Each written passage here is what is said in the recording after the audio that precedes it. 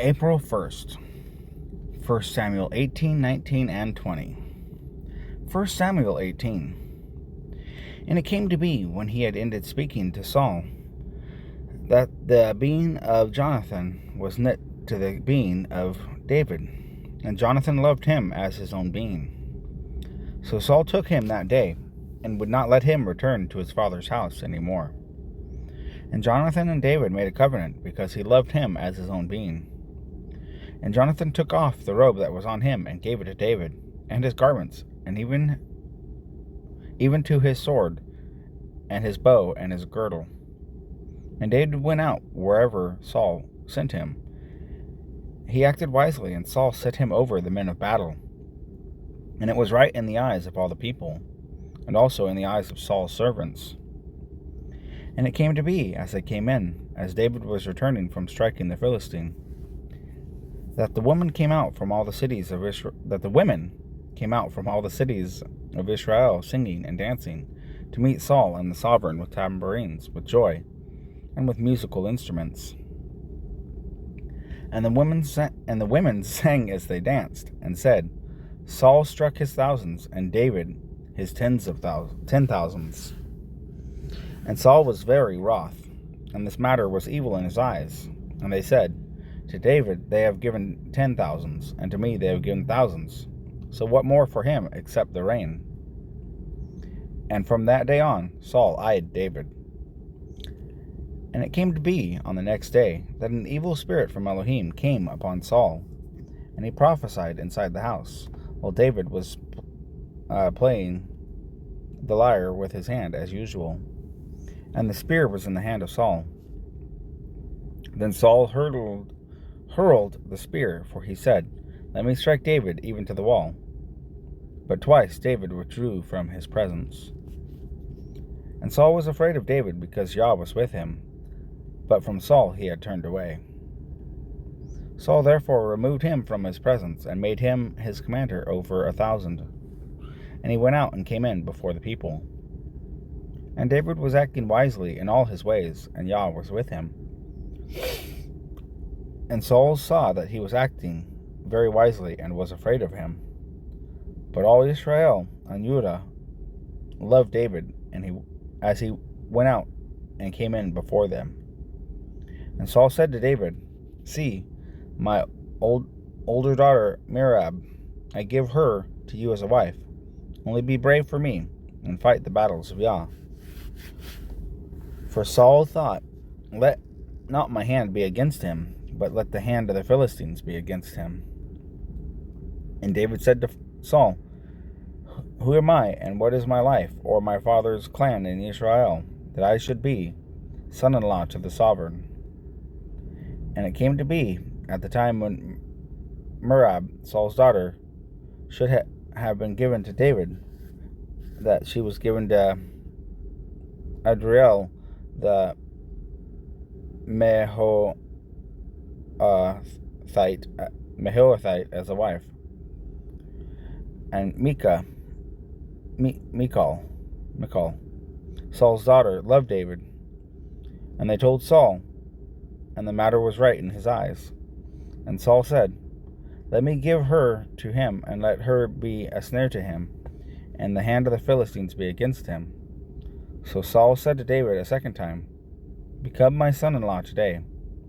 And Saul commanded his servants, Speak to David gently, and say, See, the sovereign has delighted in you, and all his servants have loved you. And now, be the sovereign's son-in-law. And the servants of Saul spoke those words in the hearing of David. And David said, Does it seem to you a small matter to be a sovereign's son-in-law, seeing I am a poor man and lightly esteemed? And the servants of Saul told him, saying, David has spoken according to these words. And Saul said, Say to David, The sovereign has no delight in any payment for the bride, but 100 foreskins of the Philistines, to take vengeance on the sovereign's enemies. Saul intended to have David fall by the hand of the Philistines. And his servants declared these words to David, and it pleased David well to become the sovereign's son-in-law. And the days had not expired, And David arose and went, he and his men, and struck 200 of the Philistines. And David brought their foreskins, and they set them before the sovereign, to become the sovereign's son-in-law.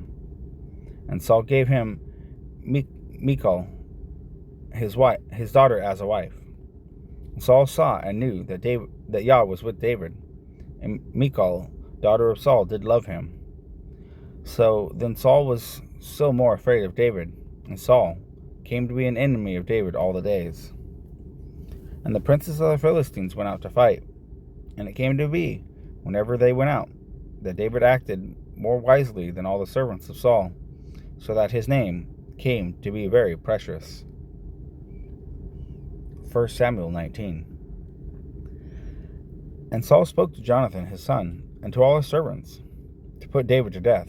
But Jonathan, Saul's son, delighted much in David. And Jonathan declared to David, saying, My father Saul seeks to put you to death. And now, please be on your guard until morning, and dwell in secrecy and hide. And I myself shall go out and stand beside my father in the field where you are, and speak with my father about you, and shall see, and shall let you know. And Jonathan spoke well of David to Saul his father, and said to him, Let not the sovereign sin against his servant, against David, because he has not sinned against you, and because his works have been very good toward you. For he took his life in his hands, and struck the Philistine. And Yah wrought a great deliverance for all Israel. You saw it and rejoiced. Why then do you sin against innocent blood, to put David to death without cause? And Saul listened to the voice of Jonathan. And Saul swore, As Yah lives, he does not die. Jonathan then called David, and Jonathan told him all these words. So Jonathan brought David to Saul, and he was in his presence as before. And there was fighting again, and David went out and fought with the Philistines, and struck them a great smiting, and they fled before him. And an evil spirit from Yah came upon Saul as he sat in his house with his spear in his hand. And David was playing the lyre with his hand. And Saul sought to strike the spear through David and into the wall, but he slipped away from the presence of Saul. So he struck the spear into the wall, and David fled and escaped that night. And Saul sent messengers to David's house to watch him and put him to death in the morning. And Michal, David's wife, informed him, saying, If you do not save your life tonight, tomorrow you are put to death. So Michal let David down through a window, and he went and fled and escaped. And Michal took the household idol and laid it in the bed, and put a cover of goat's hair for his head, and covered it with a garment. And when Saul sent messengers to take David, she said, He is sick. And Saul sent the messengers back to see David, saying, Bring him up to me in the bed to put him to death. And the messengers came in and saw the household idol in the bed with a cover of goat's hair for his head.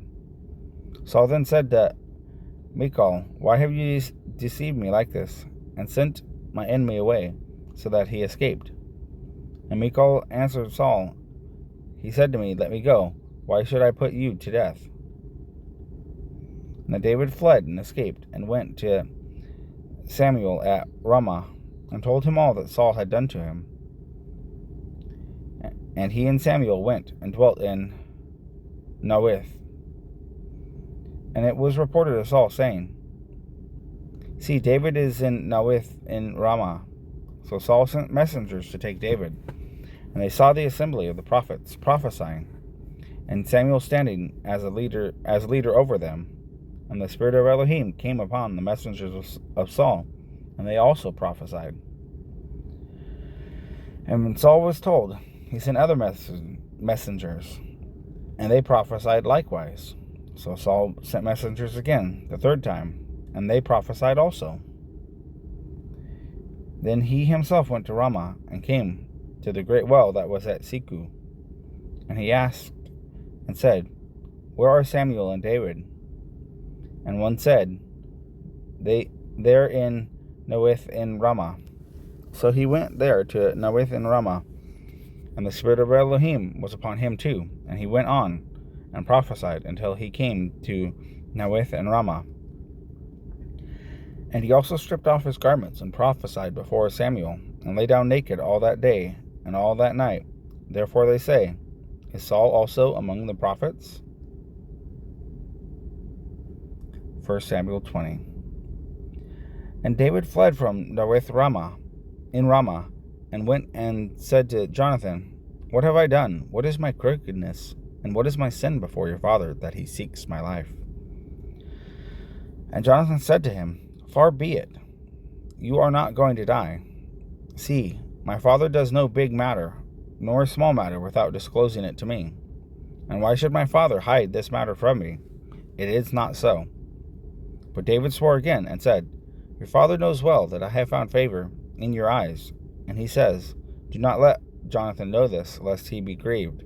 But truly, as Yah lives, and as your being lives, there is but a step between me and death.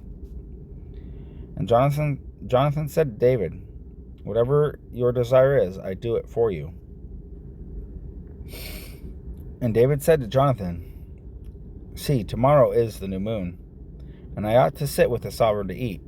But let me go, and I shall hide in the field until the third day at evening. If your father misses me at all, then you shall say, David earnestly asked for my permission to run over to Bethlehem, his city, for a yearly slaughtering that is made there for all the clan. If he says thus, it is well, your servant is safe. But if he is very displeased, then know that he has resolved to do evil. And you shall show loving commitment to your servant, for you have brought your servant into a covenant of Yah with you.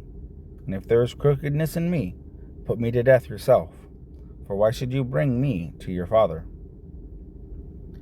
And Jonathan said, Far be it from you, for if I knew with certainty that my father has resolved that some evil is to come upon you, then would I not make it known to you? And David said to Jonathan, Who would make it known to me?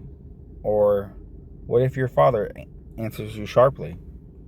Jonathan said to David, Come, let us go out into the field. And they both went out into the field. And Jonathan said to David, Yah Elohim of Israel be a witness, when I search out my father sometime tomorrow, or the third day, and see if there is good toward David, and I do not send to you or disclose it to you. So let Yah do so and much more to Jonathan. And if it pleases my father to do you evil, then I shall disclose it to you and send you away, and you shall go in peace, and Yah be with you as he has been with my father. But show me the loving commitment of Yah, not only while I still live, so that I do not die, and do not cut off your loving commitment from my house forever. No, not when Yah has cut off every one of the enemies of David from the face of the earth. And Jonathan made a covenant with the house of David, saying, Yah shall require it at the hand of the enemies of David. And Jonathan again made David swear, because he loved him, for he loved him as he loved his own being. And Jonathan said to him, Tomorrow is the new moon, and you shall be missed, because your seat shall be empty. And on the third day go down quickly, and you shall come to the place where you hid on the day of the deed, and shall remain by the stone of Itzel. And let me shoot 3 arrows to the side of it, as though shooting at a target. And see, I shall send the youth, saying, Go find the arrows. And if I expressly say to the youth, Look, the arrows are on this side of you, get them and come, then as Yah lives, there is safety for you and no concern. But if I say thus to the youth, Look, the arrows are beyond you, go your way, for Yah has sent you away. And as for the word which you have spoken of, see, Yah is between you and me forever. And David hid in the field, and when the new moon came, the sovereign sat down by the food to eat. And the sovereign sat on his seat, as at other times, on a seat by the wall, with Jonathan standing, and Abner sitting by Saul's side. But the place of David was empty. But Saul spoke not a word that day, for he thought, it is an accident. He is not clean, for he has not been cleansed. And it came to be the next day, the second day of the new moon, that David's place was empty. And Saul said to Jonathan his son, Why has the son of Yeshaiah not come to eat, either yesterday or today? And Jonathan answered Saul, David earnestly asked my permission to go to Bethlehem. And he said, Please let me go, for our clan is slaughtering in the city, and my brother has commanded me to be there. And now, if I have found favor in your eyes, please let me get away and see my brothers. That is why he has not come to the sovereign's table. Then the displeasure of Saul burned against Jonathan, and he said to him, You son of a perverse, rebellious woman, do I not know that you have chosen the son of Yeshua to your own shame, and to the shame of your mother's nakedness? For as long as the son of Yeshua lives on the earth, you shall not be established, you and your reign. And now, send and bring him to me, for he is a son of death. And Jonathan answered Saul, his father, and said to him, Why should he be put to death? What has he done? At that, Saul hurled a spear at him to smite him. Then Jonathan knew that his father had resolved to put David to death. And Jonathan rose up from the table in the heat of displeasure, and ate no food in the second day of the new moon, for he was grieved for David, because his father put him to shame. And it came to be in the morning that Jonathan went out into the field at the time appointed with David, and a small youth was with him. And he said to the youth, Now run, find the arrows which I shoot. As the youth ran, he shot an arrow beyond him. And when the youth came to the place where the arrow was, which Jonathan had shot, Jonathan called out to the youth, and said, Is the arrow not beyond you? And Jonathan shouted after the youth, Make haste, hurry, do not stand still. And Jonathan's youth picked up the arrows and came to his master. But the youth knew not a speck, only Jonathan and David knew of the matter. Then Jonathan gave his weapons to the youth, and said to him, Go, take them to the city. And as soon as the youth had gone, David rose up from the south side, and fell on his face to the ground, and bowed down 3 times, and they kissed one another, and they wept together, but David more so. And Jonathan said to David, Go in peace, since we have both sworn in the name of Yah, saying, Yah is between you and me, and between your seed and my seed forever. Then he arose and left, and Jonathan went into the city.